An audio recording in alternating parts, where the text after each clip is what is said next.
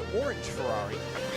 And green flag flies, we're racing. The Acura gets a great start from behind. 3 wide up the inside. Closing in on him here through turn number 2. Big slide on corner entry. Here's, that's a big aggressive dive up the inside there from the Lamborghini. Some bragging rights here, I think, between the two. Look at that slide up ahead from Simpson. That thing was totally sideways, but he was able to catch it. Race lead. Fantastic stuff here in the F Cup. Big chop by the 777 car off the nose of that. You saw the corner, didn't have overlap, it went right to the apex. Checkered flag, and Adam Youngblood will win the AM race in the CrowdStrike Cup Virtual Racing League and pick up a checkered flag, a wet one here at the Hunt Roll Ring. Jimmy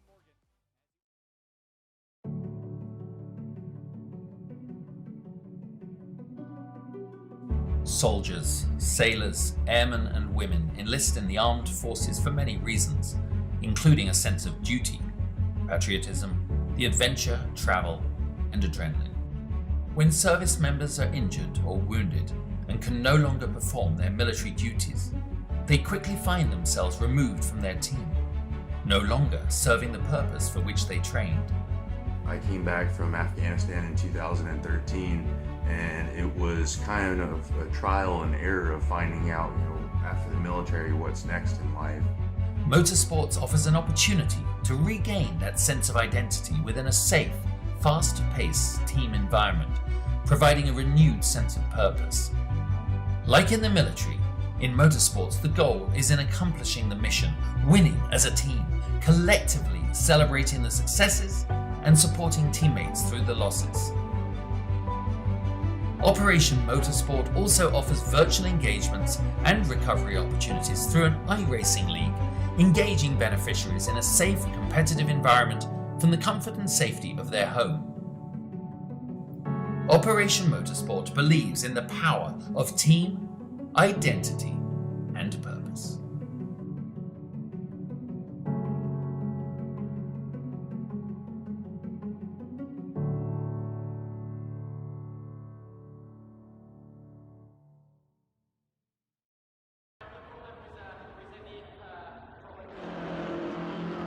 There is something special about sports cars sailing through the French countryside. And although the venue for the season finale of the CrowdStrike Cup Virtual Racing League will not be the famed Circuit de la Sarthe in Le Mans, the day's challenge is still a fast and flowing trip through the fall-tinted French landscape. This is Circuit Paul Ricard in the last race of 6 in the first CrowdStrike Cup season. Hi everybody, my name is Kyle Heyer. I'll be broadcasting tonight for the CrowdStrike Cup Virtual Racing League season finale from Paul Ricard. Back to our 2-race format for this week, a 40-minute pro race for the drivers that are uber serious and want to have a lot of fun, and the 25-minute AM race for a little bit more of a casual experience. But both those races coming up here after 17 more minutes of qualifying in our pro race. No rhyme or read tonight, just be myself, Kyle Heyer, bringing you the action for this evening's action. All right, heading down to the racetrack now and on to Circuit Paul Ricard. Here's a look at the track map here from high above.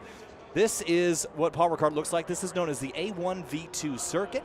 It is 15 corners. It all starts with a run down through the first sector, which is the blue, towards turn 1, the left-right chicane, over the crest at turn 2, then down at turn 3, Virage de la Seine-Boom, down at turns 3, 4, and 5, sweeping through turn 6 as a right-hander, then turn 7, crucial and critical to get through there as fast as possible, leads on to an extremely long back straightaway, all the way down to turn 10, an incredibly fast, flat right-hander that will be a great opportunity to get alongside for turns number 11, 12, and 13 heading into that final chicane at turns 14 and 15. That's what Circuit Paul Ricard looks like in Le Castellet, France. 5.79 kilometers of racing surface for our drivers tonight. Heading down to the racetrack now, we've got 12 entrants for our pro race. And on track now, they're qualifying. There's Bill Clark in the number 92. Arup Behera is behind him right now, as Zach Coonan is the first driver to log time on the board as it stands. Big thanks again to CrowdStrike for putting this on. This series is for CrowdStrike friends and family, so there are 3 classes that you'll have to look at tonight. There is the red, which is the SRO and Operation Motorsports team drivers. The gray background numbers, that is the AWS team, and the white background is, of course, the CrowdStrike team. So Gefeller and Willemin, who are 6th and 7th, and Benaviste down in 11th. we'll make that 12th. They are the CrowdStrike team members here, all running for team points as well as for driver points. Now, coming into the night, we should pull up the standings for the Pro Series. Josh Staffen is currently leading. He has 3 wins on the season, a 4th at Brands Hatch and a 2nd at Barcelona. Roman Alexinkov comes off of a win just 2 rounds ago at Brands Hatch. The most recent winner is Hamza Golzar, who won at Barcelona a couple weeks ago. He's currently quickest here in qualifying, so we're right on board with Golzar. And we're coming off of a weekend, just this past weekend, the season finale for SRO America and Fanatec GT World Challenge America, powered by AWS. Had a handful of CrowdStrike and AWS drivers at Indianapolis, including the return of CJ Moses to GT America, as well as George Kurtz, Colin Brown, and Ben Keating to the Indianapolis 8-hour, where they competed and didn't quite have the race they were looking for, but one car that did was the number 63 of David Askew, Scott Smithson, and Ryan DL, or also known as Razzle Dazzle. That trio finished top 5 in the Pro-Am class, so a very strong run for them. And of course, we also got a chance to talk to Kevin Bohm on the CrowdStrike coverage of that event. Kevin Bohm drives the number 9 Honda Civic Type R TC and was able to win in the 2nd of the 2 TC races there this weekend, and also get a 2nd place in the first race of the weekend and pulled off a 2nd overall in the championship as well. So got a good chance to talk to Kevin, which is always a pleasure.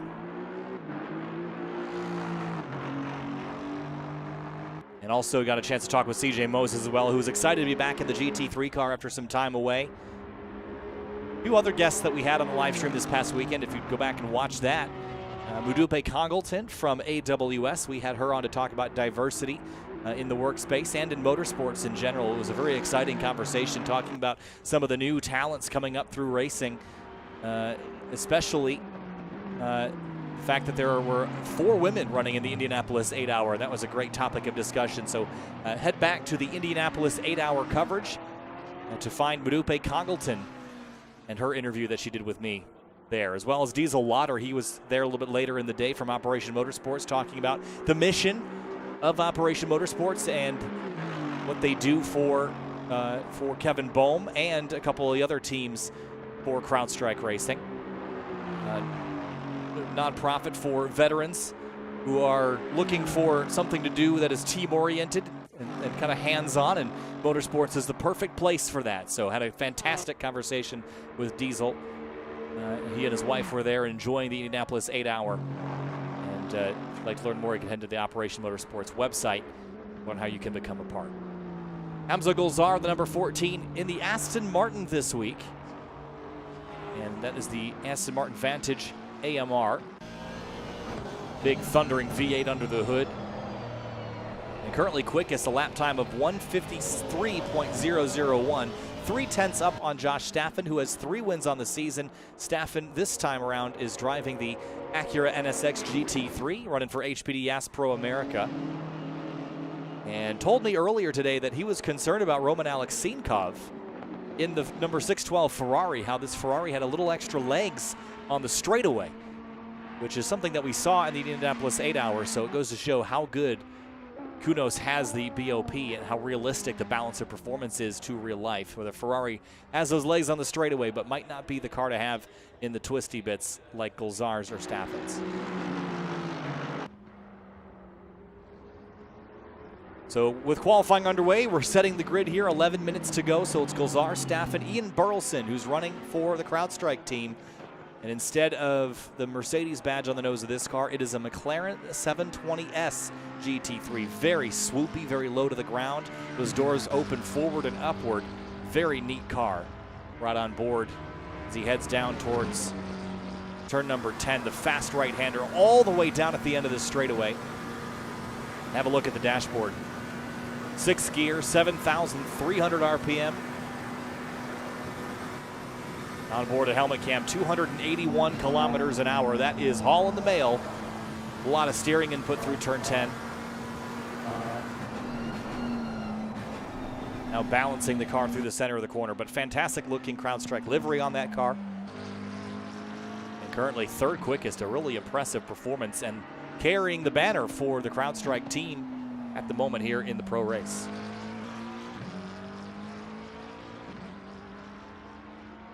Zach Coonan is back in the BMW M6 GT3, which Ryan and I have talked about in the past, how this car is going away in the near future in replacement, or being replaced by, I should say, the BMW M4 GT3. So that car will be in GT World Challenge America next year. We're excited to see the debut of that car in North America at the season start. We already documented Roman Alexenkov. Dean Benaviste is here. Chris Locke running a Mercedes AMG GT3 Evo. This is very similar to the car that George Kurtz, Colin Brown, and all the rest of the CrowdStrike racing team competed with at the Indianapolis 8-hour. Now, the Evo generation of the Mercedes has some visual changes, some slight aerodynamic adjustments to the nose of the car, as well as electronic changes inside the cockpit and driver comfort. You'll see all the buttons and knobs, some of the systems associated with those things have been tweaked to be better, more efficient, and more optimized for all conditions on the racetrack. Traction control, anti-lock brakes, all those things adjusted and improved upon with the GT3 Evo generation. And I mentioned some of the changes that the car has seen otherwise. New front fascia, a wider, kind of more aggressive grille, different headlights, all a part of Mercedes pushing this platform and other manufacturers pushing their own platforms forward in development. The time of day here in this qualifying session is very early. The sun will continue to rise throughout the day, and right now it's 16 degrees Celsius on the racetrack, so it is pretty cool. And cool means grip in a car like this. On board now with Josh Staffen.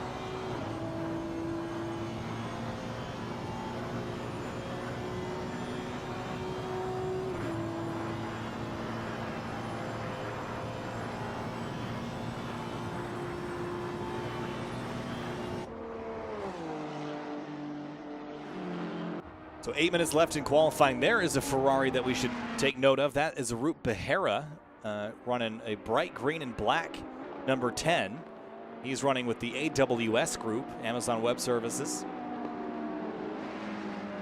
And running 10th right now, a couple seconds off of the fastest time, which Hamza Gulzar has just reset with a 1:52.914. That's the fastest that he has run. That's a full half second quicker than Josh Staffen. Now we should also note the track limits around here. Notice there's a lot of pavement around Paul Ricard.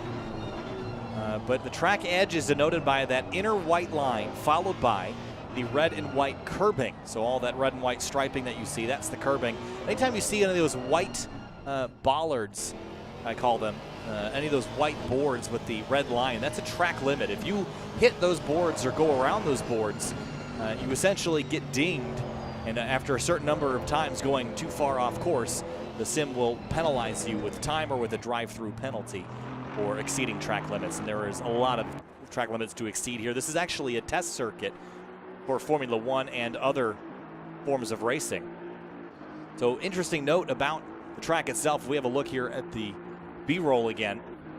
The areas off track, the red and blue striping that you see that runs parallel to the circuit, all of that is extra grip, basically. It's made purposely rough to degrade tires, to de-incentivize running out over the edge of the track, and also to give more grip so that if you go sliding off course, you come to a stop. It's almost like a gravel trap but in asphalt form.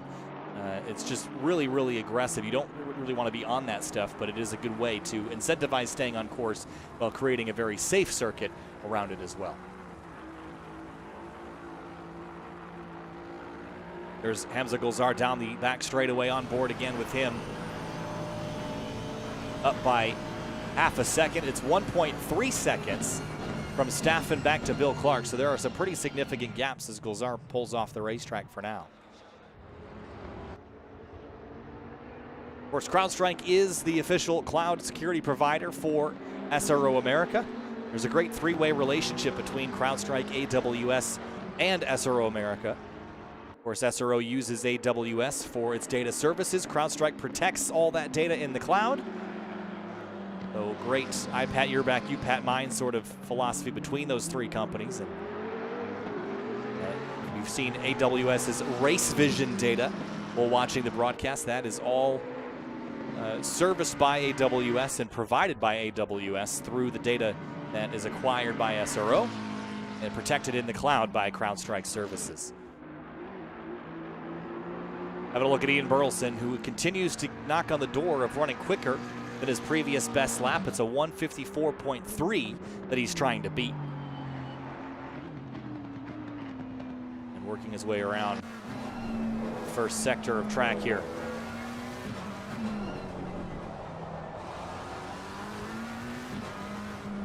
One of the things that Kevin Boehm and CJ Moses and I talked about at Indianapolis was the self-preservation effect of driving race cars at a high level. We saw lots of contact in Indianapolis, lots of what Calvin Fish would call argy-bargy. And there was some discussion amongst us three that, we were a bit surprised to see that the racing be that difficult and that hard and that aggressive. But that's the nature of having a field size of almost 40 cars in that race. But it entered some good discussions about keeping the car in one piece and how this race that we're racing tonight might be 40 minutes long, but you're not going to win it on minute 5. You certainly can lose the race, though, on minute 5. So there has to be some self-preservation of just we have to make it to the end to be in contention to win. And the old adage, to finish first, you must first finish, as the sun rises beautifully to the east of Circuit Paul Ricard here in Assetto Corsa Competizione.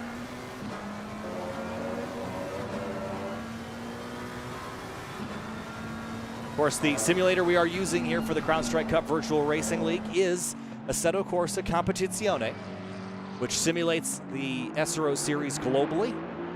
And it has a handful of the tracks and almost all the cars that you'd see in SRO competition, including, for now, one American track, perhaps more to come, but WeatherTech Raceway Laguna Seca is included in a DLC with Assetto Corsa Competizione.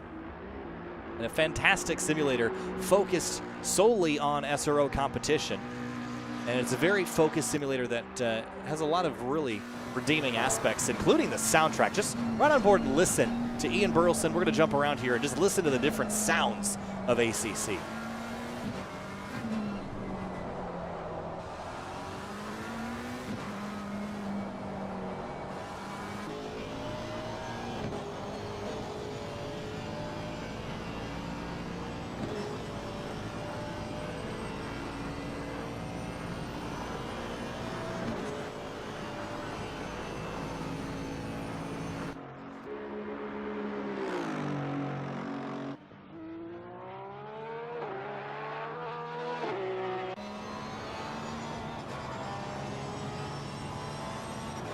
On board with Bill Clark and the Pink Pig Porsche.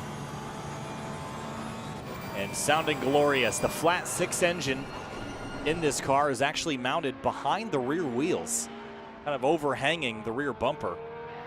In a very unique drivetrain layout that is distinctly Porsche. And this design goes back, at least the basic fundamentals of this design go back decades. And while the engineers might tell you that that layout makes not a lot of sense from an engineering standpoint, it certainly has ended up as one of the most popular and one of the most widespread and successful racing vehicle layouts of all time. That drivetrain continues to improve and be very stout, but there's stark contrast between the rear-engine rear-wheel drive Porsche and the front-engine rear-wheel drive Aston, or Josh Staffan's mid-engine rear-wheel drive Acura NSX GT3 Evo. The engine here mounted behind the driver in front of the rear wheels. So many different drivetrain layouts, great sounds. This is a twin-turbo V6 in the Acura, where it's a turbocharged V8 in the Aston Martin. Of course, the flat 6, naturally aspirated flat 6 in Bill Clark's Porsche, turbocharged V8 in Ian Burleson's McLaren, also a mid-engine car. Turbocharged V8 in the Ferrari as well. This one has a lot of induction noise, makes some good sounds on the straightaway as well.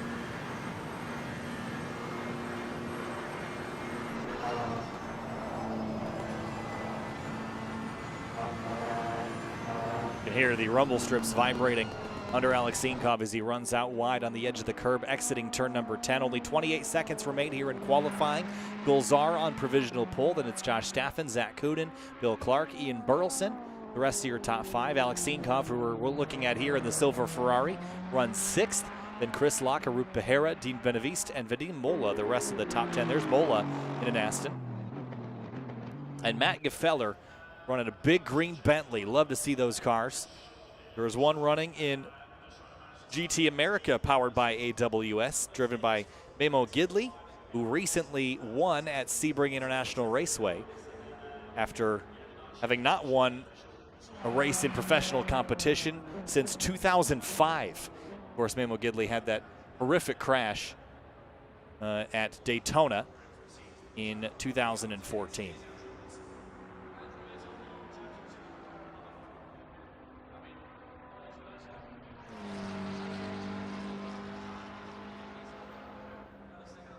So just a couple minutes left until we turn them loose here at Circuit Paul Ricard. Riding on board with Zach Kuden while he finishes up his laps.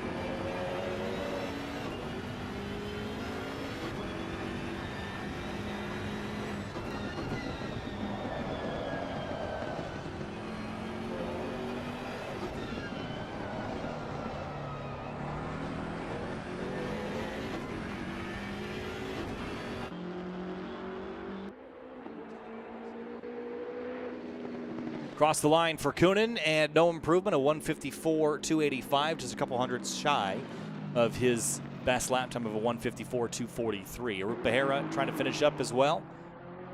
Vadim Mola on track. I think he is slowing. Yes, he is. So that leaves just Behera, who is in the green. He's up on his best lap. Will he run faster? He will, but he will not gain any positions. A 154.648, the best that he has run so far.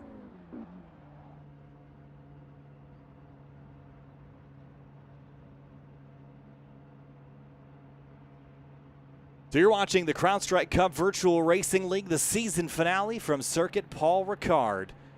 2 races left, 1 Pro, 1 Am.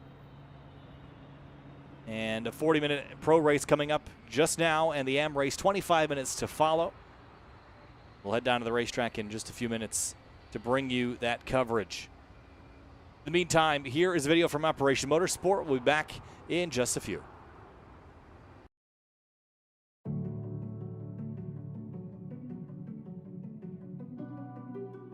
Soldiers, sailors, airmen and women enlist in the armed forces for many reasons, including a sense of duty, patriotism, the adventure, travel, and adrenaline. When service members are injured or wounded and can no longer perform their military duties, they quickly find themselves removed from their team, no longer serving the purpose for which they trained. I came back from Afghanistan in 2013, and it was kind of a trial and error of finding out, after the military, what's next in life. Motorsports offers an opportunity to regain that sense of identity within a safe, fast-paced team environment, providing a renewed sense of purpose. Like in the military, in motorsports the goal is in accomplishing the mission, winning as a team, collectively celebrating the successes and supporting teammates through the losses.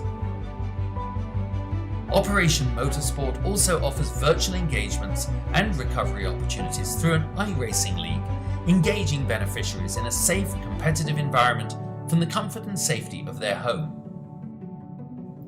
Operation Motorsport believes in the power of team, identity, and purpose.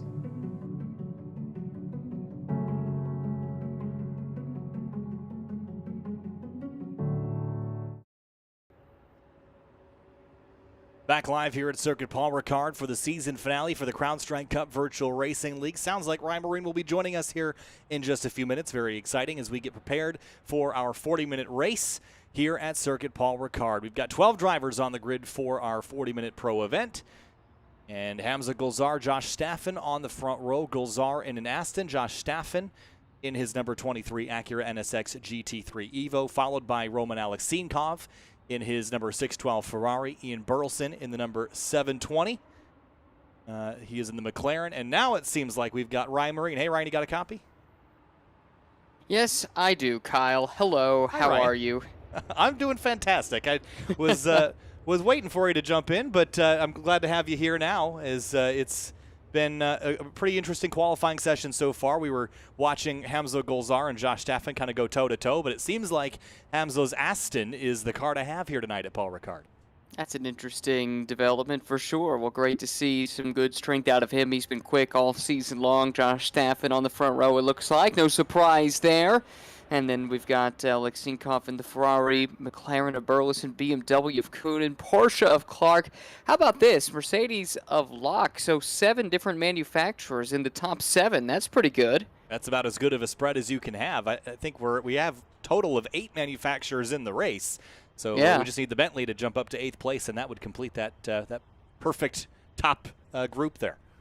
Yes, exactly. And this should be a decent track for that Bentley, all things considered. Typically, it's very good in a straight line, and, well, there's some nice long straightaways here, so I think that should be a chance to see that Bentley come to the front. Yeah, I was just talking about the Bentley in GT America powered by AWS with Mamo Gidley behind the wheel, and the recent triumph that Gidley had at Sebring International Raceway. That was fantastic to see. Of course, those that have been around motorsports the last decade or so remember the horrific crash in 2014 at Daytona International Speedway in the Rolex 24, where Mamo had sustained some pretty serious injuries, but coming back from that and winning at Sebring, that was a triumphant moment for everybody in motorsports. Oh, that was huge. I don't think there was anybody who was anything other than just thrilled to see Mamo with that breakthrough there. It had been so long since he had been to victory lane last, and I know the amount of work that he put in as well, trying to come back from some big-time injuries in that 24 Hours of Daytona crash that you referenced. Lots and lots of surgeries, some very difficult physical therapy along the way. I mean, it was not a guarantee he'd ever be able to return to the cockpit. Certainly, we all feared the worst when we saw that incident initially, but without a doubt, one of the great stories of the year, seeing Memo back in the race car doing what he does best, and seeing him win a couple of races. That was really huge. It was fantastic and great to get some on the season. But with all that, I talked a little bit earlier about the CrowdStrike cars at the Indianapolis 8-hour. We're just coming off of a fantastic weekend of racing, albeit a bit of a messy one, Ryan. There was a lot of contact in that race, a lot of argy-bargy, as Calvin would call it. Yeah, Calvin got to break out the argy-bargy a few more times than either of us would have cared for. But you know what? That's part of the deal, especially with the safety car rules the way they are in North America, where you don't just do the code 60 or code 80 full course yellow, where the gaps basically stay the same. Everybody all bunches up anytime there's a yellow.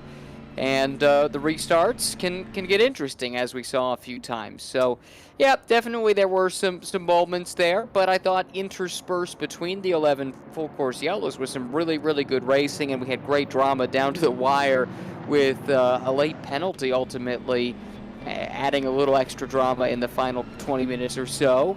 And I think a very deserving winner. I think the Santaloc team did a great job adjusting to the rules, staying clean, keeping their nose out of trouble, and did a remarkable job to pick up a well-deserved victory. Yeah, it was a pretty interesting race, to say the least, especially at the very end. But this will be an interesting race as well, because look at the time at the top of the screen, Ryan. We're starting this at 10:12 p.m. local time here in the simulator at Paul Ricard. So that means that this race is going to end just shy of 11 p.m. We're going to drive into the darkness.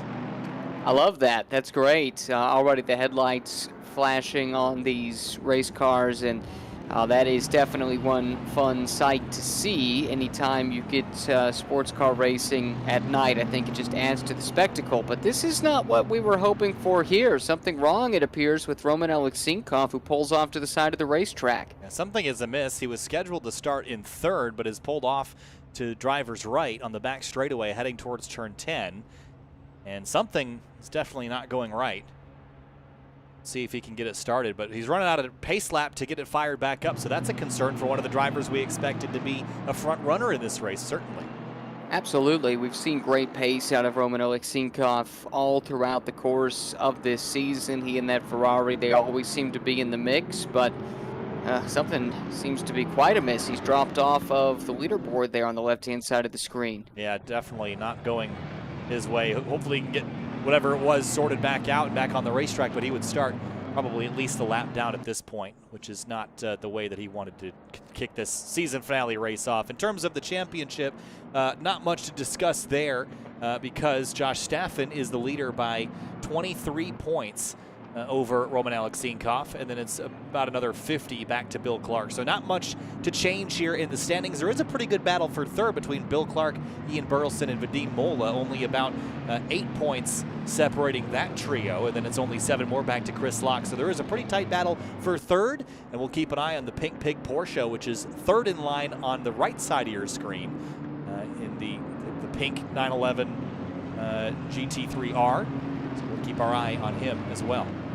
Good news is Alexinkov is being displayed once again on the leaderboard, but in the pit lane. So it looks like at best a pit lane start, but you know what? With the speed he's had all year long, it would not surprise me, even starting from the pits, if he wasn't, if he was able to charge up through the field and maybe even challenge for a podium before it's all said and done. Yeah, there was a vote earlier this week on whether or not this race would be combined with the AM race as it was the last round, and everybody, at least the consensus was that they did not want to do that again. So we're back to our 40-minute pro and 25-minute AM lineup here tonight. And that gives Alexinkov a lot of time to sort this out. So we're far from over. We haven't even started. We're about to, as the field rolls to the start line. 40 minutes on the board, racing into the darkness of the French countryside. Green flag flies, and we're racing in the season finale for the CrowdStrike Cup Virtual Racing League. 3 wide as Staffen goes up the middle, and here comes Kunin to the outside.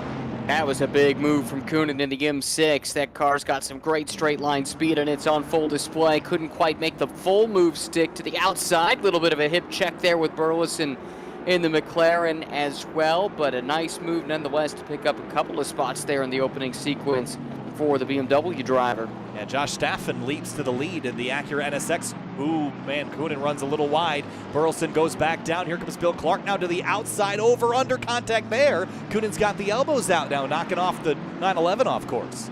Oh, and Clark had to go bounding over those big sausage curves on the exit. I hope that did not affect the race car at all. He's got to be thinking points here a little bit. You talked about it earlier, in the mix for that third spot in the point standings at the end of the season. So he's probably a bit more circumspect than some of the others he's racing around right now. So already a frantic start. Here comes Kunin now trying to get back by Chris Locke in the Mercedes to come over the sector stripe and start sorting things out. It's Staffen lead by about 0.4 of a second, but that gap is not significant by the time they hit turn 10. Sparks fly with Staffen over the curb. Such a fast corner here at Paul Ricard. I think Staffen showed his experience with the start that he was able to get to grab that lead, but Golzar's pace in qualifying was really, really impressive to grab the pole, and right now he is hounding the back of that Acura NSX GT3 Evo driver. Golzar very quick in that Aston. He's been able to get close, but has not been able to get up alongside since losing the lead. So great battle for the top spot. Staffen was not very confident. He told me earlier that he thought Golzar and Alexinkov were the cars to beat because of their straight line speed, the Ferrari specifically, but with Alexinkov buried, he is now rolling on the racetrack, but back at 11th and has caught, is that the 92? It is, so Bill Clark has had an issue that drops him all the way outside the top 5 and almost outside of the top 10. Wow, that's a big surprise. Again, he's one who was fighting for third place in points like we've talked about a couple of times. And you have to think that maybe he got caught out a little bit earlier to drop back this far. These two together should have some pretty decent pace, so they should be able to work together, I think, a little bit, perhaps, to catch the back of the pack. They've got their work cut out for them. But back up front, so does Hamza Golzar, who lost that lead on the initial jump. And Ian Burleson running third for the CrowdStrike team. Remember how the numbering system works. The red background numbers on the timing and scoring on the top left of your screen, that is the SRO and Team Operation Motorsports drivers. The white backgrounds, the CrowdStrike team, and the gray backgrounds are the AWS drivers. Burleson carrying the torch for CrowdStrike early in the going. Yeah, really impressive start for him in that McLaren to run third. He's got a nice, comfortable margin over Kunin, who's now fourth. But not having a whole lot of luck running down these two. Here's a big move. That's an interesting one from a track limits perspective from Golzar. Yeah, the track limits, I spoke about that briefly in the intro. The white line here denotes the edge of the racetrack as it does everywhere else.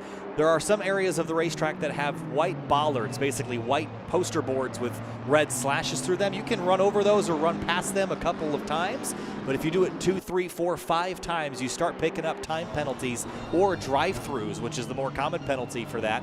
You got to be careful that you don't upset the virtual stewards, and it can and will happen here at Paul Ricard.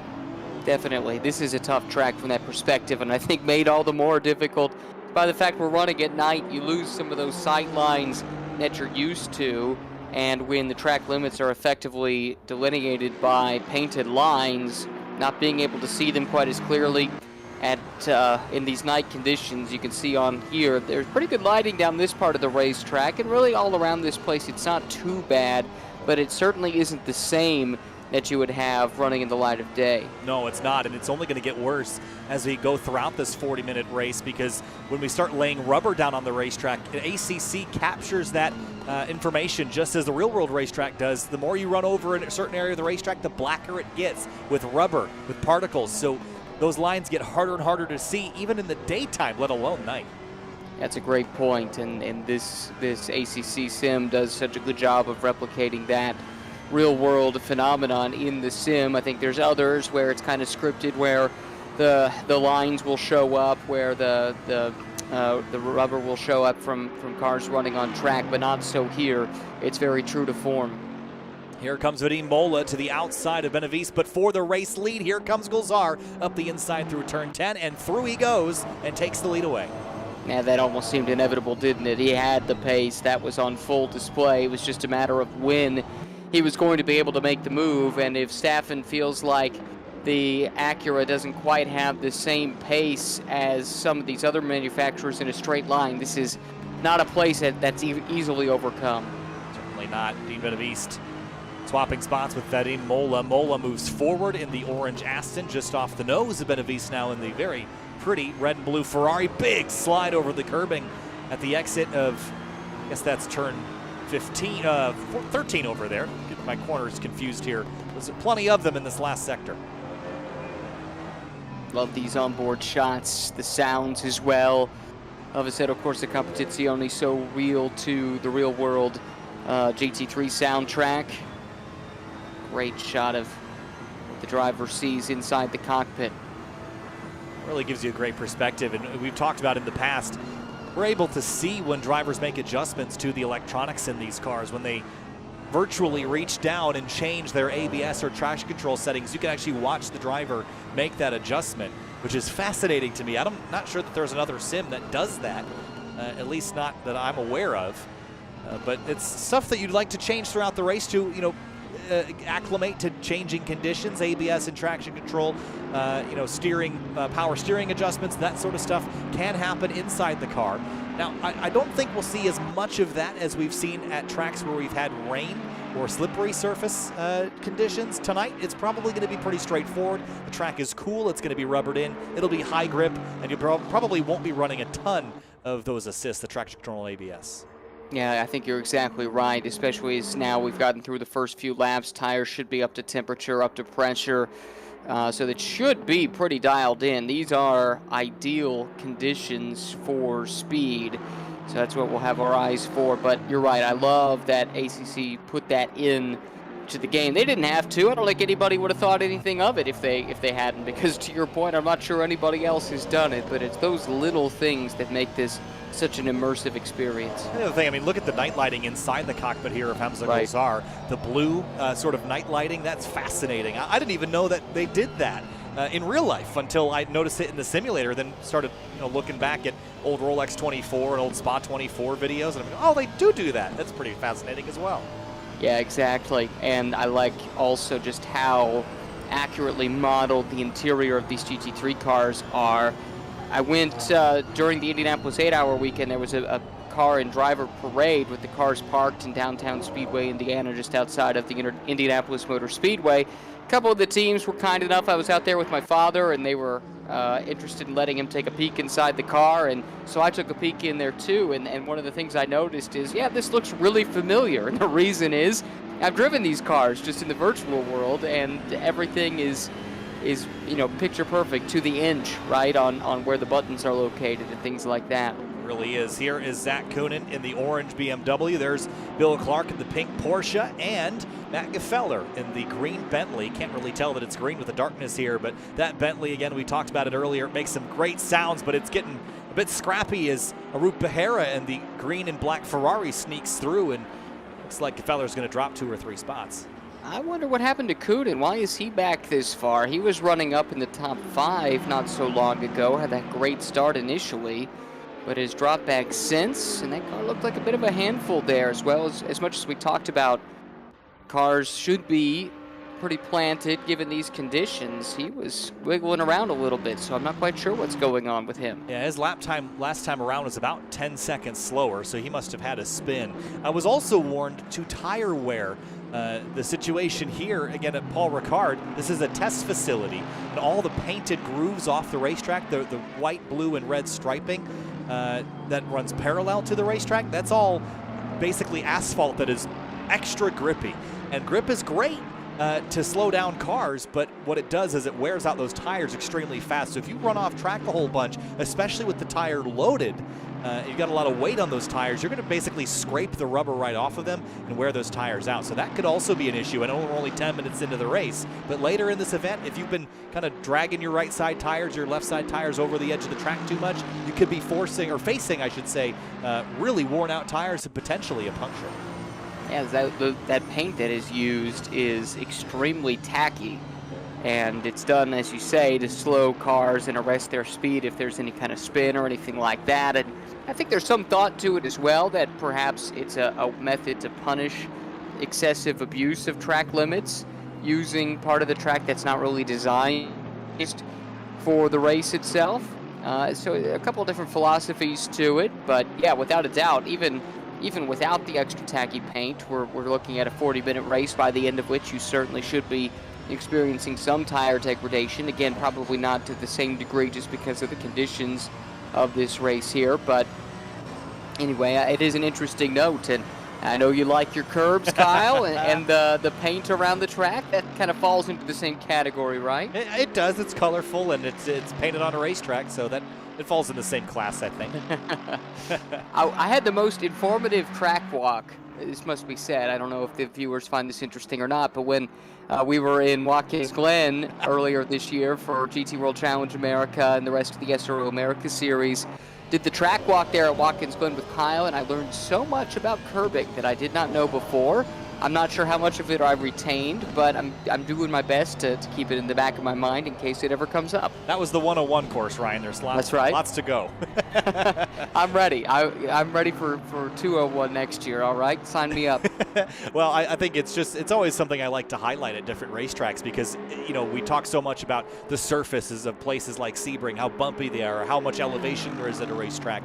But curbs are basically track features that you directly interact with every corner of every single lap. So how they're laid out, how they're paved, what material they're made of in places like Road America, that plays a factor. So there's lots of discussion around those features, primarily because they're so important to going quick around any circuit anywhere in the world, but especially at places where they're different or unique in some way. So that's partially why I have what I would call a mild obsession. I think it's healthy. I think it's good. I've been learning from it, so I think it's a good thing for sure. I'm curious, though, many of the tracks we went to this year were new for you. You had not been to before. Were there any that surprised you in some way, whether it's curbing related or other aspects of the track that weren't, I'm sure you've seen them all on television, but to actually see them in person, was there anything that stood out? One of the only new tracks I think I was with for World Challenge this year that I had not been to previously would have been Sebring. My biggest shock was when I got there, how familiar that place felt because of iRacing. Another simulator that models tracks to a very high level. It was so flat that without the massive crowns that you might expect at like the 12-hour, for example, you could see from one side of the racetrack all the way to the other. So that was pretty shocking. And how bumpy it is, it doesn't really show often on cameras because there's always so much movement. But if you could just stand in Sunset Bend near that bridge and just watch the cars bounce over it, it is amazing how much jump they have over those bumps in the concrete there. Yeah, it's totally breathtaking and part of the allure of the place, no doubt about that. Meanwhile, little intra-Ferrari battle has broken out here with Benavides holding off the recovering Roman Alexinkov, who made that call to the pit lane on the formation lap, which makes me wonder if maybe there was a connection issue, or maybe he forgot to put the race setup on. I know I've done that before, Kyle, where I go out and qualify on low fuel, and I'm happy with the lap time I put in. I'm ready to start the race, and I realize I'm still using my qualifying setup, and that's not good news. Yeah, I wonder if you'd think if it was fuel, you just continue to roll around. Oh, maybe it's better to start from the pits with the correct setup versus pitting and taking fuel. Yeah, I guess that would make sense. Trying to justify that, but either way, he's made great progress. He's up to 7th and continues to keep pressure on the back of Benavides here. And if you look, the next several cars, they're all about a second and a half away from one another. There should be a few more chances to make up positions here. Looking ahead to Benavides and Locke, and then Mola's not too much further up the road from there. So I think that those are all achievable based on the lap time we saw from Alexinkov in qualifying and some of the pace and racecraft we've seen throughout the course of the season. I think that Ferrari is very much capable of picking up at least a couple more spots. I'm not sure if Burleson's in play with only 25 minutes left for the final step of the podium, at least without some kind of mistake here or there, but it does seem like, all things considered, this is still shaping up to be a decent night here for Alexinkov. And we've talked in the past about how aggressive Alexinkov can be, and sometimes it bites him and sometimes it pays off, and I think tonight, so far, it's paid off. He has not spent a lot of time behind any one driver in particular, and that's allowed him to keep his pace moving him forward. His last lap, a 155.893. That's right in line with everybody except those top two, who appear to be in a zip code of their own tonight. Yeah, that's the way it looks, doesn't it? And give Staffen credit. He is hanging right there with Golzar. He's only dropped back to 3 seconds back, and it's been a little bigger than that at times, but then he'll reel him back in. He's keeping him honest. So right now, Golzar can't let off the throttle. He cannot relax at all. And I think Staffen's best bet, if in fact there is a slight pace deficit between the Aston and the Acura, Honda, whatever you want to call it, is just to stay there within striking distance, and maybe just the knowledge that Staffen's not going anywhere causes Golzar to make a crucial mistake that Josh can use to capitalize and get by. But I think that's what it's going to take. Golzar's pace has been really, really good. He's been running consistent lap times, and I think barring some kind of error on his part, I'm not sure Staffen has anything left in the tank to challenge him. I agree with all of those points, and we're nearing halfway very quickly, so the time will begin to run out for Staffen if he can't start to eat into that lead. But the race is far from over, and it's never over till it's over, and there's still opportunity for Golzar to make mistakes or wear out the tires or get the tires hot. All those things are possible. Benavides going defensive for a moment, moving back online, back across the racetrack. That's 2 moves there, Ryan. That's a bit of a block, I'd call it. Yeah, that might have been 3 moves. That was getting a little bit close. I agree completely. At the moment, he leaves the inside just open enough. Did they collide? That was awfully close, and it's not done yet. That was a very scrappy moment through turn 10. Alexinkov showed the nose. Benavides sort of gave him a line, gave him half of the car, and expected Alexinkov to have the other half of his car on the curbing, but they somehow got through there. I don't think they made contact, but this battle, I think someone's about to fan the flames here, and I think his name might be Roman Alexinkov. Yeah, this is getting more and more frustrating for Roman as this race progresses and he continues to be stuck here. His progress arrested somewhat by the traffic, and I don't think it's helping him that the car he's chasing is an identical Ferrari. I think oftentimes it becomes more difficult when you're racing against the exact same car that you're in yourself. You don't have the ebb and flow between advantages and disadvantages of the respective manufacturers to kind of help set up a pass. It's I think that much more difficult when everybody is on equal footing.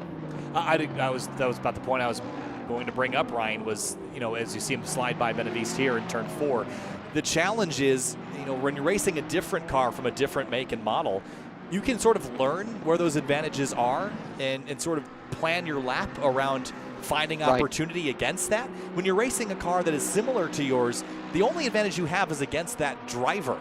And sometimes they might be doing something better than you in a place where you have, or you thought you could have an advantage. So it's driver versus driver, and that makes things harder because you don't have the crutch of extra power, or extra downforce, or extra braking to lean on. It's just man versus man, woman versus woman. You just got to get out there and do it.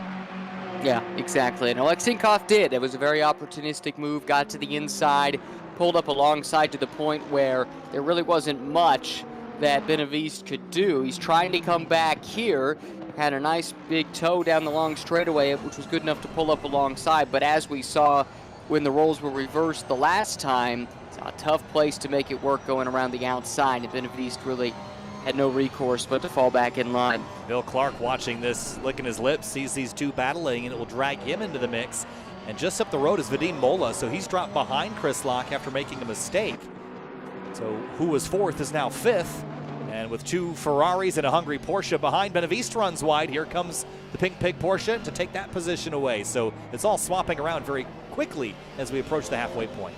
Well, this is a great scrap. You look at this group here, Mola, Locke, Alexinkov, everybody's all together. Clark as well, and now Benavides drops back. This is 4 or 5 cars all within the same portion of this racetrack, and it makes it a real challenge here if you're someone like Alexinkov, because you want to go on the attack, you want to try and get by Mola, but in so doing, you can't leave the door open to Clark, because you know he's going to see that opportunity and jump right in if the opportunity presents itself. Halfway through, not over yet. Halfway from the spotters here as Roman Alexinkov now pressures Vadim Mola. This is for the top 5, so it's taken him effectively half the race to drive through the field. If that progress was perfectly linear, that would mean he would be knocking on the door for the lead, coming to the checkered flag. I don't think it's going to be quite as easy to pass the next 5 cars, though. No, I think you're right. It gets that much more difficult the deeper into the field you get due to just the speed of the drivers now that you're facing here. Mola looks pretty stout, all things considered. This is that long straightaway that leads to a high-speed right-hander, and you'd think there might be more opportunities for slipstreaming than what we've really seen. I'm always a little bit surprised that that doesn't lead to a greater chance to pass, but I suspect all of these drivers, they've been hard at work on their setups. Ooh, there's a slip up there from, well, first from Mola, and then you saw working the wheel there from this visor cam. Alexinkov had his hands full too. I'm always a bit surprised that there's not more opportunity to pass at the end of that massive straightaway. Yeah, I think a lot of drivers set their cars up to be pretty what we would call trimmed out, where they lower those wing angles and just try to get them as fast as they can in a straight line. Because it, if you try to have any sort of downforce and put some wing in it, it creates a lot of drag, and that drag leaves you vulnerable. So, I think also it depends on what cars you're talking about. This Aston clearly is pretty good at this particular racetrack. I think if you were to put Staffen up against this Ferrari, that Acura doesn't seem to have the best straightaway speed in comparison to the Ferrari, so that might be an easier sell for the slipstream move. But a lot of dynamic things go into a slipstream pass on a straightaway like that. Sometimes in the real world, I think happens with more frequency than it sometimes happens here, when you can tweak the setups to be perfect for every given situation.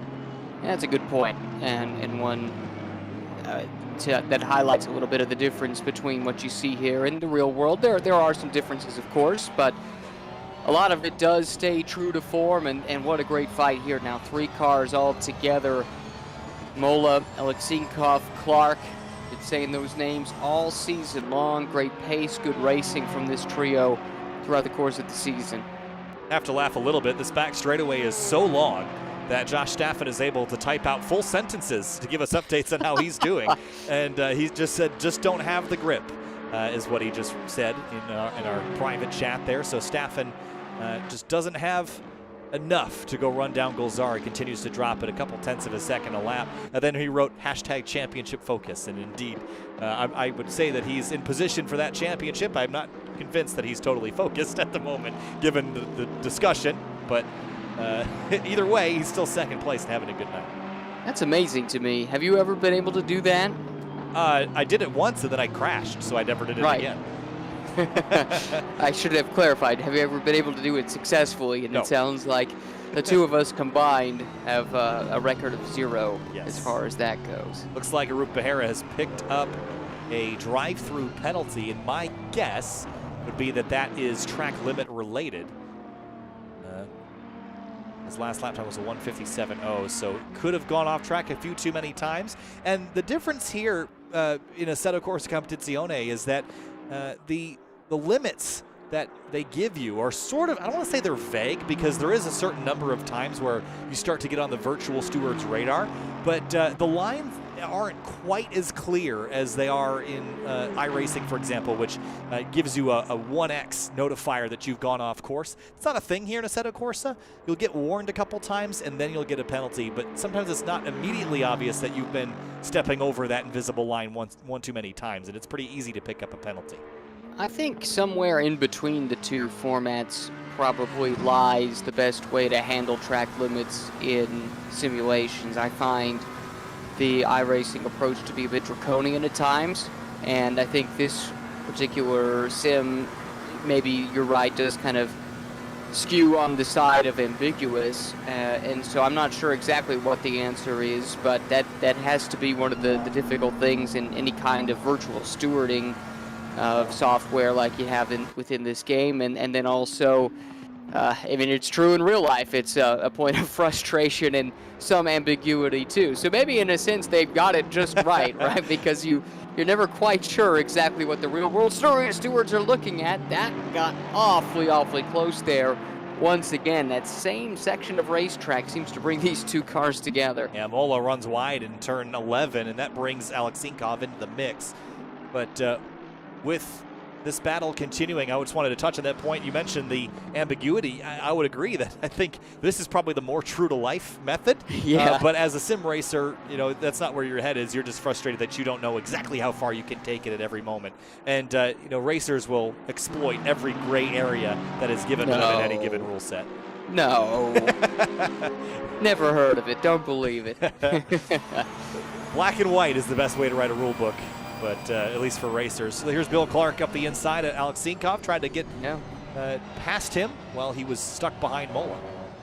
Yeah, that's awesome from Bill. He's shown great pace. We're not quite sure what caused him to drop back there, but since then he's been coming right back up through this field. Oof. I love that shot there. The sparks coming off the under tray of the car. They got a bit too much curb.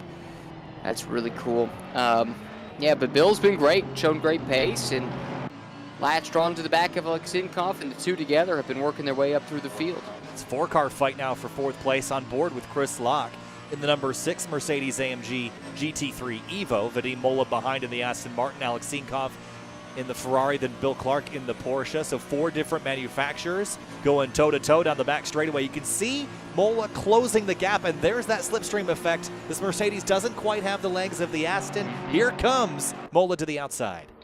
I think that Locke is starting to lose the handling a little bit too, because he has slipped back into the clutches of these 3 chasing cars. Whoa. And great move around the outside by Mola. Now can Alexinkov take advantage? I think he got pushed out wide. That'll let Bill Clark come through, and I think those two got together. They did, and Bill Clark muscled his way back by. Alexinkov drops 3 spots.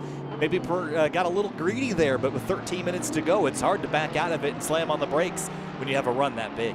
Yeah, it's a tough one for sure. You don't want to give up that advantage that you've gained. Not sure exactly what's going on with Chris here. He's definitely dropped back a little bit, and the pace just hasn't quite been there here in the second half of the race. He's going to have a long 12.5 minutes here to finish this thing out, with both Clark and Alexinkov still trying to find a way by. And this is great news for Mola, because he was the one under duress for so long. Now he's made this pass. He's got the pace in the Aston relative to the Mercedes. This should allow him to build up a bit of a comfortable margin. Pretty impressed with Vadim Mola. Now, as far as I understood, I was trying to find where he was in the point standings.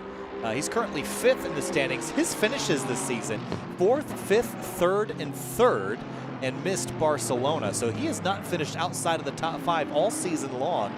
Perhaps Mola's been sort of the dark horse that we haven't really noticed, but he's been floating inside that top 5.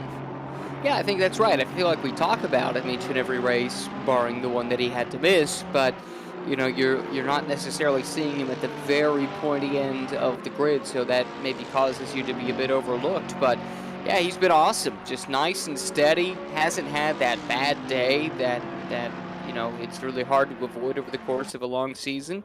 So all credit to him.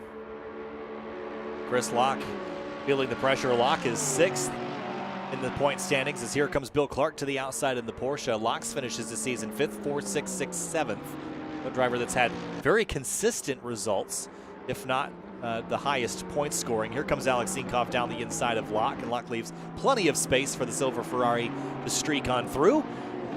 And now Alex Sinkoff, while he has made a pass, he's still net -2 the last 2 laps here. Yeah, that's true. After the little coming together, I think that was just everybody bunching up inside the corner when the pace came down somewhat, fighting for position. So tough couple laps there also for Locke to drop back a few spots. It looked like, oh, we had a move there from Clark. He's trying to find a way around Mola. Looks like Mola is not going to get much of a respite at all. I thought maybe he was going to be able to build up a bit more comfortable the margin, but that's not the case, and here comes the Pink Pig. 10 minutes to go here in the pro race. Headlights flashing on Bill Clark. He is on the move and on a mission to get past Vadim Mola. He's inside the top 5. Oh, big lateral slide on the entry to turn 1. Could not get the car turned down to the apex. While this battle is raging, we should also note that Hamza Golzar was 3.5 tenths slower than Josh Staffen last time by. So that gap has shrunk for the first time this race. Curious to see if that's an exception or a new trend. Now we'll keep an eye on it. There is the chance that Staffen's just hanging back and he's trying to be a bit cagey, saving the tires for one last run. I also see that Behera has dropped a lap, and I don't know if that was part of the drive-through or if perhaps Staffen was working through some lap traffic. Doesn't look like that's the case. I think he's still on his own. He's on the front straightaway right now. Yeah. Golzar is, I think this is the last sector that they're working through, so I think they've still got a ways before they've got lap traffic to deal with. Yeah, so I don't think that was what it was. So I don't know, maybe a small miscue, or perhaps Staffen holding something in reserve to be able to mount a charge late in the going. We'll have to keep an eye on that gap and how it continues to evolve here in the final 9.5 minutes. 54.5 for Golzar, 54.7 for Staffen, so it goes back the other direction 2 tenths. Drive-through penalty for Vadim Mola, that's critical, and that was in turn 10 for a track limits violation, so off track again once too many times. Yikes, that's really unfortunate, and I think a lot of that has to do with the pressure that he's been under. So now, Bill Clark, let's see how patient he wants to be, knowing that Mola's going to have to serve that penalty. Whoa! Oh. Big slide from Bill Clark out of the final corner as Mola hits pit lane. But it looks like Clark tried to get the power down and lost the rear end, which I have to say is a bit peculiar for this Porsche 911 GT3R. It's known for having exceptional grip leaving corners, especially low-speed corners with all that weight over the rear tires. But Clark had enough wheel in it, enough throttle down to get it sideways. And it can be done, as we learned here from Bill. Now, let's see, can he survive Alex Sinkoff, who I'm sure will be hungry to grab one more spot. It looks like Koonen's also been assessed a drive-through penalty. Back in 8th, this was the big mover early in the race. He was temporarily up into 3rd and has since dropped back considerably. Looks like it's not shaping up to be a very good day for Zach, unfortunately. No, he was actually temporarily had the lead for about 100 feet at the end of the front straightaway, but couldn't hang on to it. Got shuffled out very quickly. Koonen will have to come down and serve that back to Benaviste and Chris Locke. This is a battle for 6th that I'm not convinced is over just yet. I think that Ferrari is a little bit quicker down the straightaway where you should be able to pull a slight gap on Chris Locke. But again, we've talked at length in the past about this Mercedes, and while it has the grunt of a car that could move oceans with the amount of torque that it's got, it doesn't really have the top end that you'd expect based on how it looks and how it sounds. It really is a corner carver and likes the tighter sections of the track. It is interesting, and it's one of those byproducts of balance of performance where in some respects the rules makers trying to equalize the platform, they take away what your car does best. And in the case of the Mercedes, they take away a lot of the horsepower that comes natural to a platform like this one. But the good news is in most instances, the Mercedes can make up for that because it's still a very good car through the corners, handles very well, and is pretty easy to drive relative to some of the other GT3 cars, especially in the early generation of this set of GT3 regulations compared to several of the others. This one was heralded as the best or the easiest to get into and have speed right away. Some of these Evos have changed that somewhat. I think the Acura falls into that category. A lot of gentleman drivers tell me that's a pretty easy car to step in and extract some speed out of. There's a few others that fall into that category too. But yeah, the Mercedes, it certainly isn't the weapon that you expect if you just base it on the appearance and the sound. Got that classic front rear layout, the classic kind of, it's actually more of a front mid-engine layout with where the engine is in this car, but this is a car that a lot of people can relate to with driving experience from anything from, you know, it's got the same engine layout as a Mazda Miata basically, so you work your way up from, you know, driving GT cars that are similar in drivetrain, drive style, but you can jump into something like the Ferrari, the McLaren, the Acura. That drivetrain layout with the engine behind the driver creates a very different dynamic that can actually make the cars a lot sketchier when you step over the limit, whereas this Mercedes will slide and transition very nicely into and out of a slide, which is maybe why it's known to be an easier car to drive than some of its competitors. I think that's a good point, and definitely it does a good job to explain that dynamic that is somewhat unique. Want to get great fight here. I was going to say I didn't want to get too excited, but Josh Staffen has continued to eat into that lead just a little bit at a time. It's now down to 3.2 seconds. The work is far from over, but he has begun to kind of ship that gap in the other direction. It's been a great drive from Josh, just settling into a rhythm and using his extensive experience within ACC and in sim racing in general. We've seen that pay big-time dividends for him over the course of this season here, as well as in other sim racing championships that we've been keeping an eye on. He's a good little racer, no question. And I actually got a chance to meet Josh at Watkins Glen a couple of weeks ago, and it was kind of funny because we've only ever interacted in, you know, sim racing related conversation, and it was pretty fascinating to get to talk to him in real life and meet up with him and a couple of his friends, Takas Weeks, who we also had the pleasure of trying to pronounce that name. I actually had a news article written about my mispronunciation of it in his hometown, so that was the first time that had ever happened to me. So that was a fun story to reminisce over at the Glen, but really good group of guys, and Josh is pretty fun to hang out with. And that's great to hear. I have to give him a ton of credit for all of the work that he's done helping to organize some of these things, and just especially when the SRO Esports Championship started up, he was a big asset to a lot of people who were getting into ACC for the first time. And he continues to operate a lot of the esports things that you'll see that I'm involved with, at least. He runs and operates this behind the scenes as well, and sets up a lot of practice servers and does a lot of work and then reaps the benefits of it and runs up at the front because he's also an incredibly talented racer. So glad to see him get the opportunity to drive for HBD Pro America in the SRO America Esports Championship. We've got our next round coming up on Saturday, so we'll be live on GT World for that one this weekend, so make sure you tune in. But Staffen continues his trek forward. The gap is still just over 3 seconds. Let's go back to 6th briefly. Dean Benaviste and Chris Locke going back at it. Yes, they are. Look at this. Very close here, and it looks like that Mercedes not giving up on this fight at all after Benaviste was able to jump ahead and grab 6th. This is about that spot in the running order that Locke has been in all season long. Trying to finish on a high note here, and if nothing else, this is a fun duel. I'm sure he's having a lot of fun racing this tight as he has here for the last several laps. Been a lot of really good groups of race cars around this entire track all race. We haven't really had most of the field be by themselves like I would have anticipated. And one of the things about Paul Ricard is when you compare it to a lot of other racetracks that the SRO races on, this is not one that brings up a particular fondness from many race fans. But every time I've watched a race here, virtually at least, it's been a pretty fascinating racetrack to watch action on. It has been. It's a good track for these cars, and the action has been good as you would expect.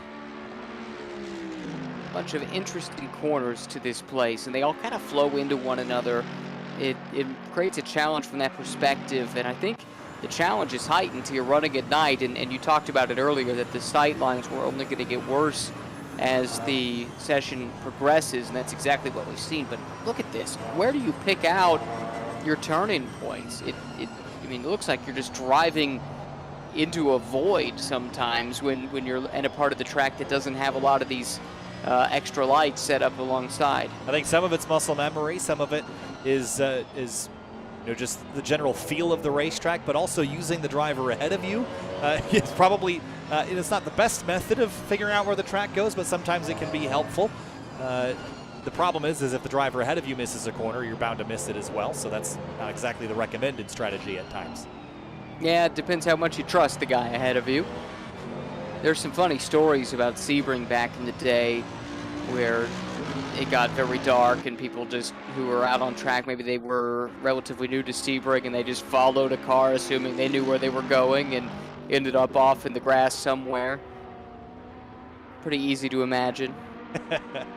Yeah, that's. I'm sort of glad that they've put reflectors and some lights around that place, so at least they can find their way now. But tracks like Spa are still like that too, very dark at times. So there's areas that are lit fairly well, and other areas that are pitch black, and then you're really one with the race car. And I'd have to imagine if you have the ability and the focus to take your mind off of what you're doing and just absorb your surroundings. I'm sure driving at night at Spa in a GT3 car has to be one of the coolest experiences one could experience. Especially in a normal year where you've got all the fans out there, because you can hear them, you can smell the campfires, you can hear the EDM concert that they have every year that's set up on the Rallycross track, and most importantly, you can smell fresh fruits frying all around the racetrack at the various concession stands. It's a unique smell and a unique atmosphere for sure. White flag came out the last time around, and so Hamza Golzar will pick up the checkered flag here at Circuit Paul Ricard in the pro race. Josh Staffen reeled him in. 2.3 seconds was the gap at the very end of it. Ian Burleson is coming on through. He will finish in third and pick up a podium for CrowdStrike. That's a fantastic run for Burleson. Didn't talk about him a lot, sort of stuck in no man's land in that race while everyone else got to play in front and behind him, but very strong result nonetheless. Yeah, great job to stay in the mix. Couldn't quite run down Golzar, but I'm not sure anybody could have tonight.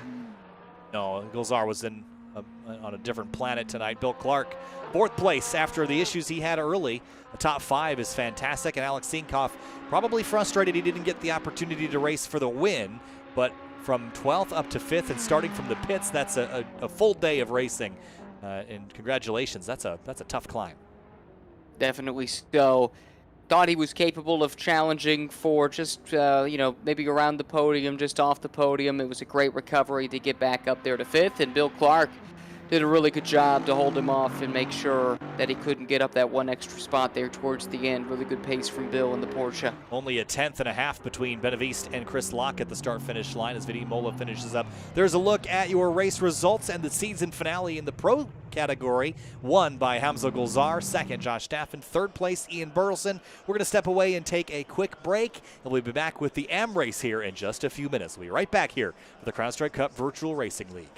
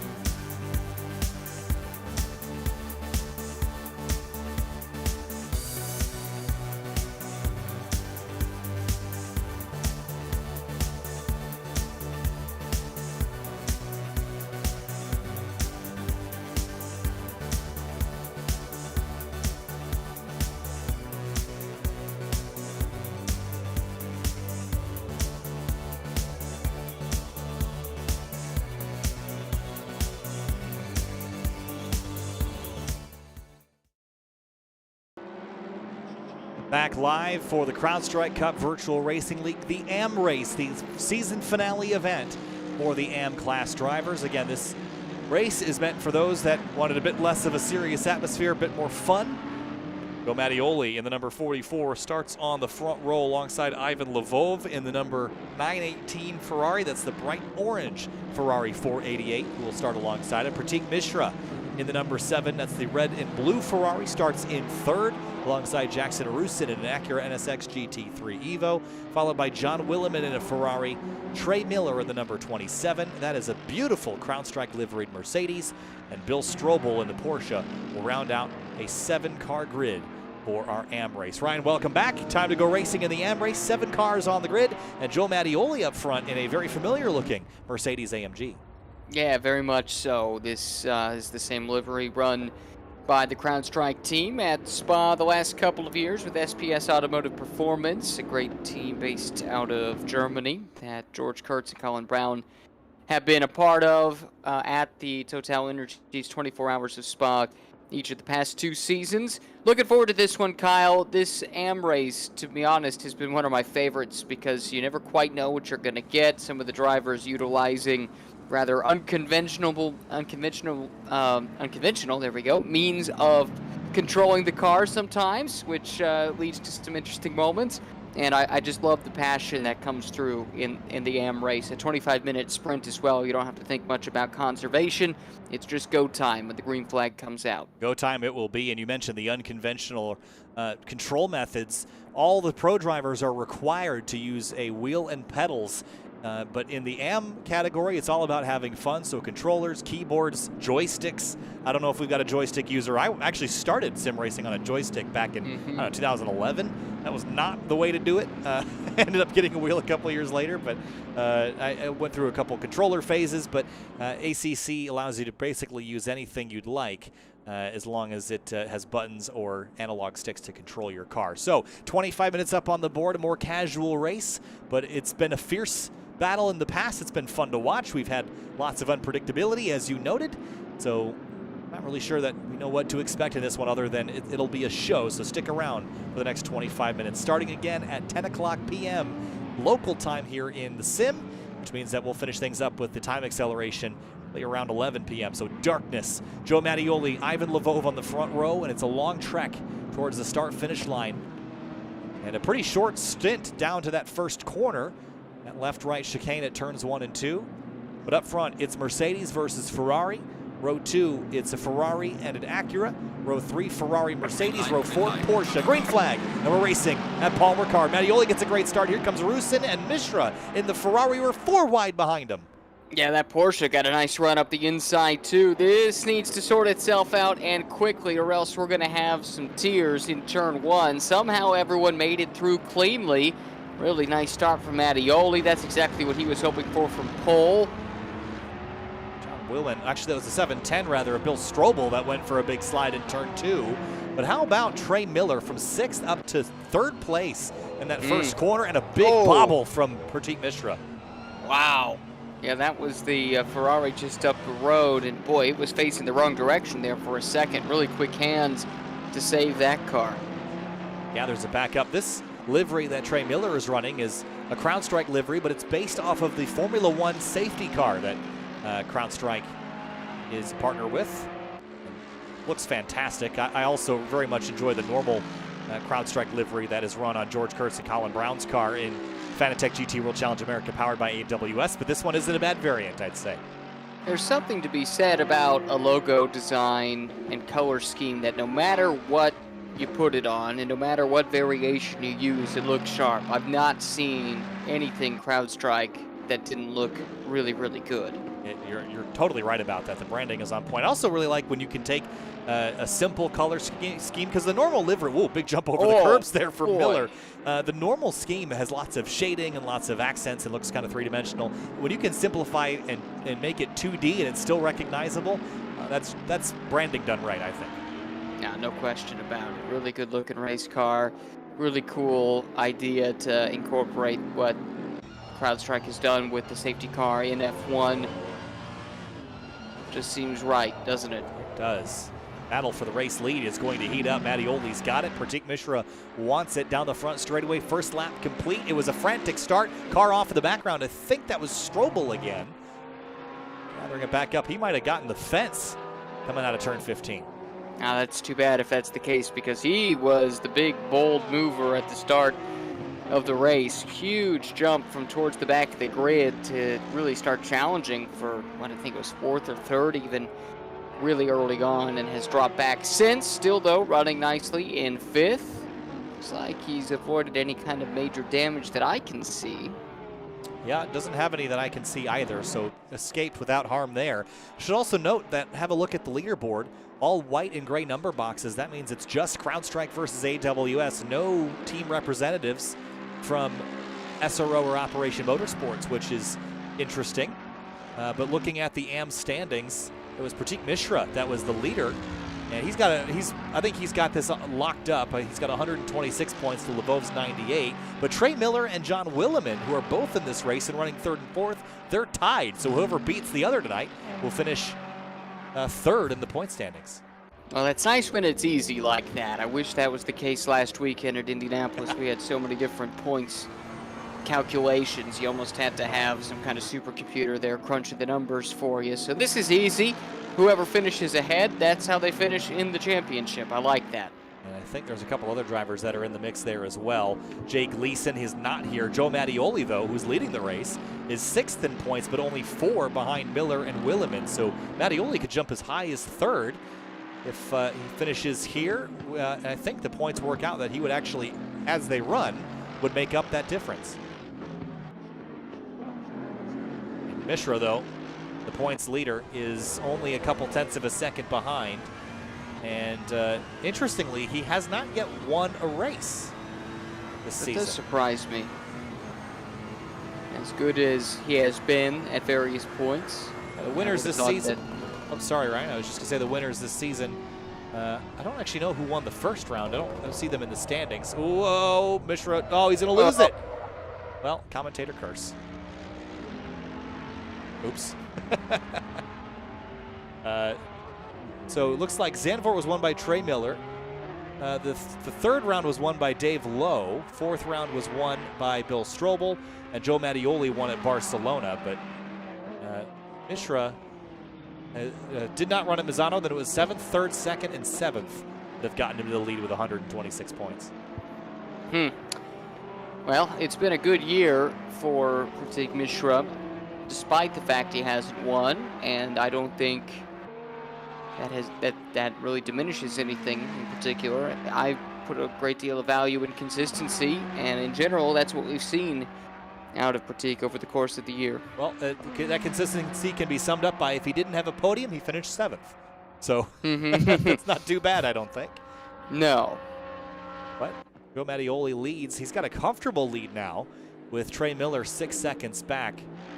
And Mattioli last time by ran a 1:57.558. So we'll see if Miller can start to click off laps any faster than that and into this lead. But as it stands, the 2 Mercedes that are in this race both leading. Yeah, look at that. 1-2, Mattioli and Miller. I think now the story to watch is going to be, can Mishra come back? And if so, how far back up the field can he go? Doesn't have too long to go to catch Strobel in the Porsche. And then a bit more work ahead of him if he can start thinking about podium positions yet again. Yeah, you can see him closing in on Strobel, who's a little bit wide here in the last couple corners. Up on the front straightaway, but using a lot of the racetrack. He's the only driver, well, other than Trey Miller, who's within a second of the race leader. Mattioli just ran a 1:57.6, which was only about a tenth off of his best so far.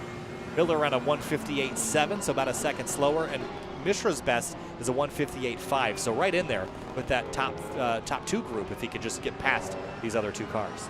Easier said than done, though, isn't it? It's a whole different ball game to run that kind of pace when you're in traffic trying to make passes. The longer he's stuck behind this Porsche, well, first of all, the less time he'll have to try and run down the top 3, but also Well, he's just going to be losing some time while he continues to fight. And that Ferrari is not settled either, is it? We've seen him have a couple of moments there in the past, had the spin, had a couple other moments too, and we're kind of approaching the track limits conversation again, I would have to say. Yeah, I have to wonder if Assetto Corsa Competizione will track your off-track as I think, it's only if you run off-track and gain time, as I understand, or at least you're time neutral. I think if you're off-track and spinning out or losing time, I'm not convinced that it gives you a track limits penalty. I haven't been fast enough to test the limits, and I haven't crashed enough to test them the other direction either, so I don't really know. I know that was a track limits violation, what he just did. That'll get you in trouble. Yeah, if you keep doing that, no doubt about it. So out front, Joe Mattioli continues to lead. We're about 8 minutes into this race now. I love the glowing exhaust that you can see coming out the side of that Mercedes. I always thought that was interesting to have side exit exhaust because isn't that right near the drivers when they step out of the car? Is that not a concern? You would think so, wouldn't you? Yeah, that's a great point for sure. Right there under the door. And that also means that it's being piped under the driver too. And I have heard that this car can get awfully warm inside the cockpit, maybe to a greater extent than some of the others. Had a good conversation with Kevin Boehm as we just saw Bill Strobel fall behind Mishra here for fifth. Kevin Boehm was talking about temperatures in the race cars and how there are some cars in TCA specifically that are designed to be run in TC America, powered by Skip Barber Racing School, with their windows down, and while others are required to have their windows up. And he was saying that I think his Honda was one of the cars that was required to have them, or could actually do both. And some of the other cars were limited to having it all up or all down, which I thought was a pretty interesting conversation about airflow inside the cockpit. But kind of fascinating that they would be built one way or the other, but that's how it is. I'm surprised by that too. Looks like Strobel's found his way right past Mishra. Mishra went wide, so now he's got to do this all over again. Ferrari to the outside of Porsche down the Mistral Straight here at Paul Ricard, and he closes it off nice and early, so a decent recovery there after dropping the spot once again a few moments ago. And now slips in front of Strobel, but the consistency, while his finishes have been good, the consistency on track tonight has not been particularly notable. But just he might have this car again with trimmed out for that straightaway speed, lacking downforce is probably what his issue is. Now, just to explain what downforce is, that big black wing that you see on the back of the car, that's basically an airplane wing turned upside down, and it generates, instead of generating lift like an airplane wing does, it generates downforce, which is the opposite of lift, pushes the car into the pavement. The problem is to have it make a lot of downforce creates some drag as well that slows the car down in a straight line. So you have a trade-off to make. If you want to be faster in a straight line, you're going to lose some of that cornering performance. If you want to be faster in the corners, you're going to lose some of that straightaway performance. So it looks like Mishra might have gone too far to the straightaway performance department this race. Well, that's a tempting thing to do, isn't it, when you have so many long straightaways here, and you think, well, I can deal with it when I get to the corners, and sometimes you can, sometimes you can't. I wonder if it might get a little better as the temperatures start to come down. The time accelerator has been moving us deeper into the evening. Strobel's not done yet, though. Well, coming back, this is a pretty good fight for fourth place. Oh, Strobel, big jump on the curbs. Doesn't seem like his car is super compliant over the curbing. He's had a couple bad hops the last few laps. Yeah. It cost him a lot of track position there too. You see this part of the track here. This is where Mishra's car just is not totally hooked up. We saw it in Yaw again at the exit of the corner a couple of turns back.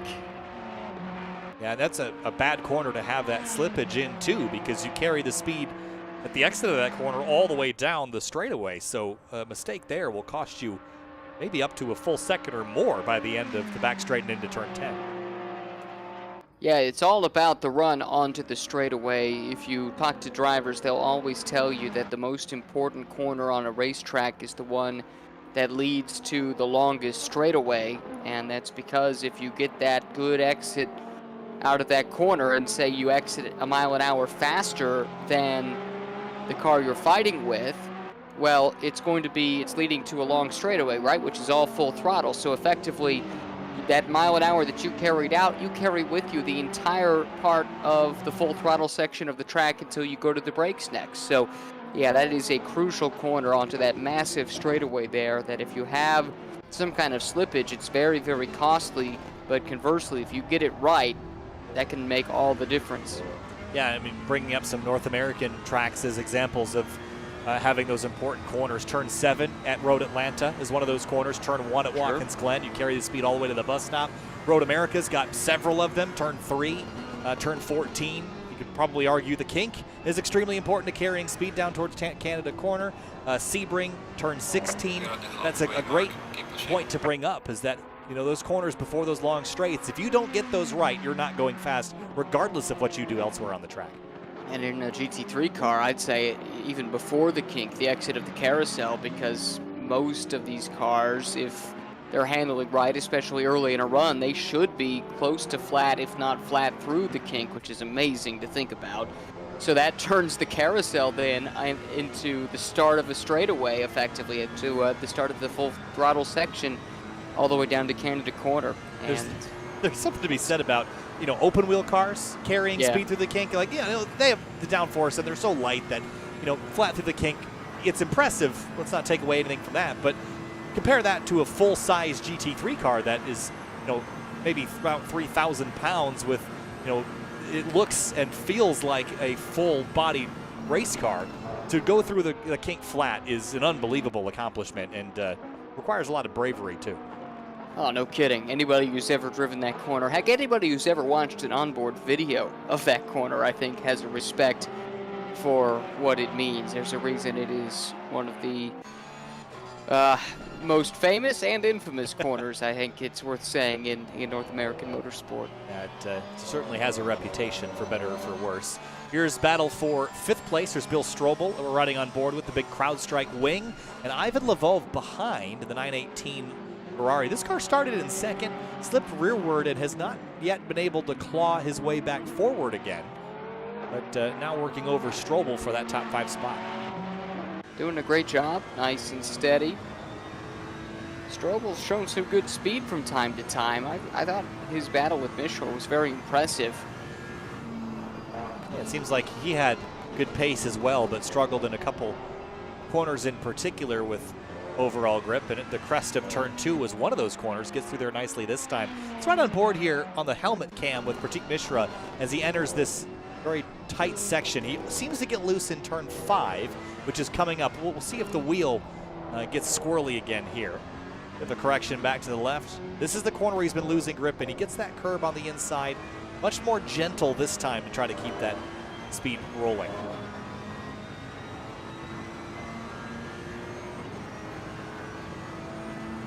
And now this back straightaway, you see the speed in kilometers. Saw earlier, I think it was the Aston was doing about 282. Let's see if the Ferrari is any quicker or any slower before the turn in for turn 10. Might actually be quicker. 281, 282, 284 before the turn in for turn 10. That's cooking. To translate, that's 176.5 miles an hour. Yeah, that's plenty fast. That's almost terminal velocity for a GT3 car, I think. I think so. I think probably gear them up to maybe, what, 183, 184, depending on the car, but I'm not convinced that they go a whole lot faster than that. And that's talking about roval tracks like Daytona, where you can carry that speed for a lot longer.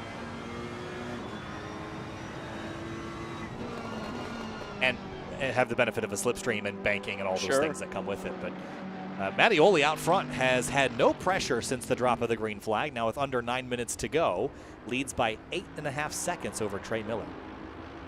Well, Mishra's misfortune was exactly what Mattioli needed. I'm not sure there's anybody else who was going to be able to run with him here today on the pace. This Mercedes looks really strong in this AM class race and just has not had much in the way of a threat behind. I think he's done everything he's needed to do, and then with Mishra struggling a little bit, back and forth right now, but making some headway, running down Williman for 3rd.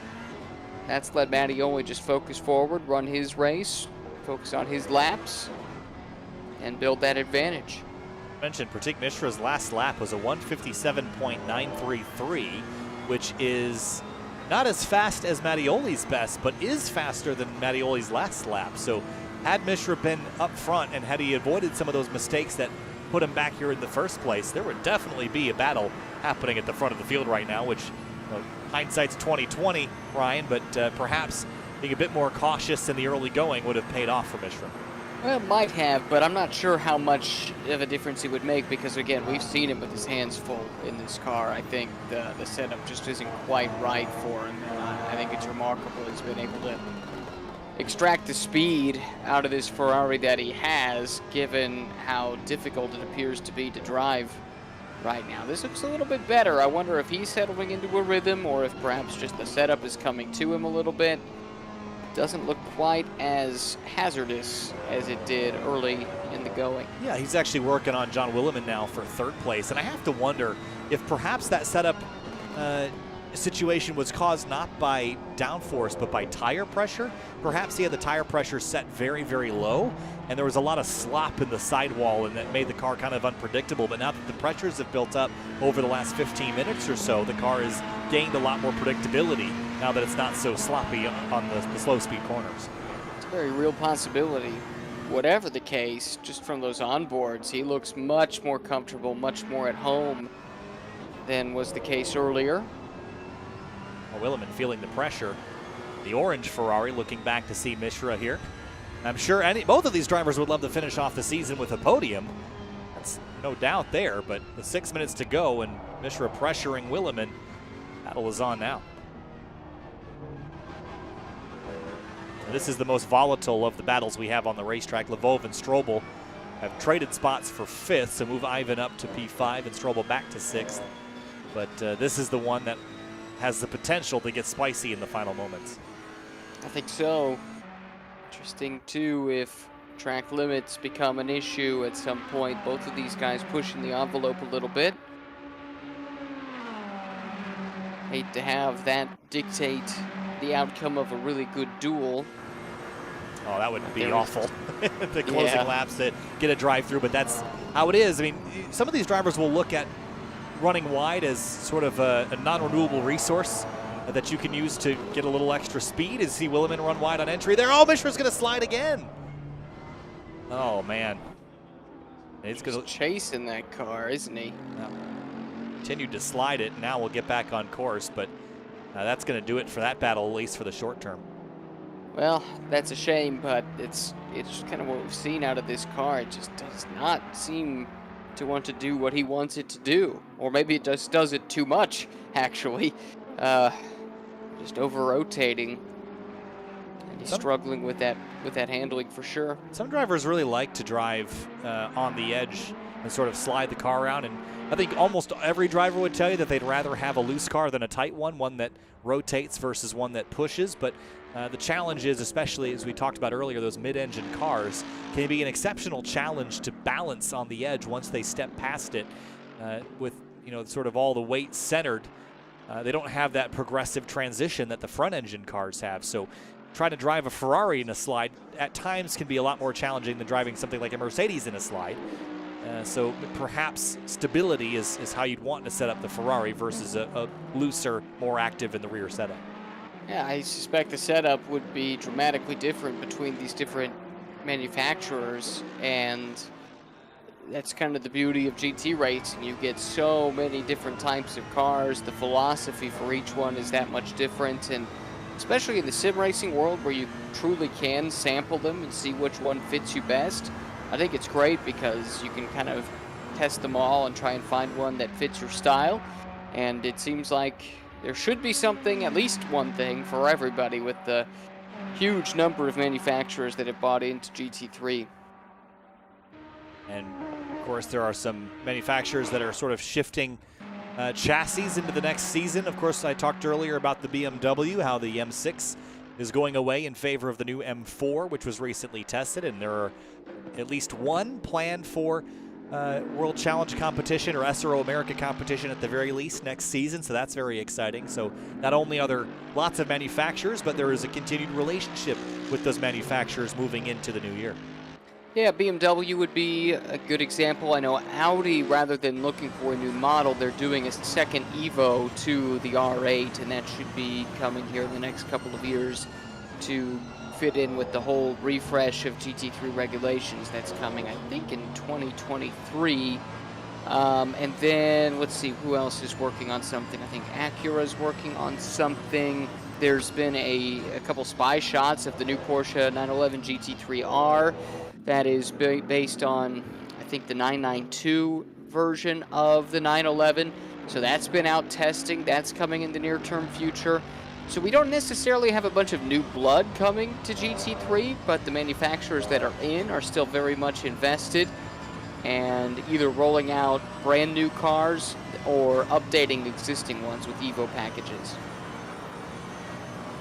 Future is bright for GT3 competition, that is certain. Lots of changes, but I think what makes GT3 what has made it amazingly successful as as customer racing teams and from a fan perspective, I think it will continue with these new models and new Evo generations, just continuing to tweak what GT3 is. But I think the future is bright in many regards from those different makes and models heading into the new year and beyond. But those new GT3 regulations, I think everybody's sort of curious to see what that'll look like. But I'm not convinced we'll see massive sweeping changes. I don't think it's going to be unrecognizable regulation changes. I think it'll just be evolutions, which would probably be a good thing, I think. I think so too. There's so much buy-in right now. It's the most popular platform for professional sports car racing that you can find anywhere. It's certainly the most well-subscribed, and the beauty of it is you could take a GT3 car that races in the States and with only minor modifications run it in a dozen or more GT3 championships anywhere in the world, anywhere you want to. And so many of the big races are embracing GT3. Even the 24 Hours of Le Mans will be 2 years from now. So all of that makes this a really attractive prospect. Plus, you're buying a car that is turnkey, ready to go, with support direct from the manufacturer. It's not like the old days where you build your own tuner, in your shop, and to some extent that's kind of a sad thing. It's terrible to see that go, but you get really high quality equipment. As Mishra has made the pass, it looks like, on Williman. So here in the final minutes, that final step of the podium, great recovery here from Pratik Mishra.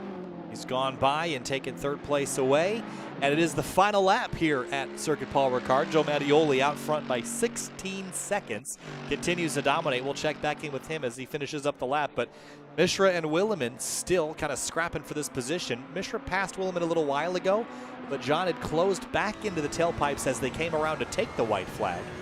So not sure that he'll get back to him, but kept the pressure on at least at the start of the lap. Well, and again, this car for Mishra is not super comfortable, so that little bit of pressure might make all the difference in the world here on this final lap. So Joe Mattioli, the number 44, creeping through the last couple of corners, gearing up for one final turn. From start to finish, flag to flag, made this one look easy. Had a threat at the beginning of the race. They were 3 wide into the first corner, but he came out on top. And just as he has done previously, will come out of turn number 15 at Circuit Paul Ricard and win CrowdStrike Cup Virtual Racing League's season finale at Paul Ricard in the AM class. Trey Miller 16 seconds back, will come home in second. Pratik Mishra and John Williman. This is the battle for third, Ryan. Yeah, not done, is it? Here comes Mishra. Pressure from behind. This is the part of the track the car's not been totally comfortable, and here it comes. Oh, Williman took a lunge up the inside. Here he comes now onto the front straightaway. It's going to be a drag race back to the line. Mishra and Williman door to door. Mishra will come home in third and grab the podium. Williman fourth. Ivan Lvov in fifth, just behind. Then Bill Strobel and Jackson Rusin wrapping up the rest of the field. What a battle to the end there, Ryan. Oh, fantastic. That's what it's all about. Oh, boy. I don't think that was intentional. I think that was accidental there. But, yeah, look, it's been so much fun all throughout the season. Fitting for it to end with a fierce fight to the finish. Fantastic stuff. There is your finishing order as we conclude the season for the CrowdStrike Cup Virtual Racing League. Ryan, it's been a fantastic season all year long. Really enjoyed the AM and Pro, the the diversity and changing between them kept things fresh. Very unique racing from each of those two different groups.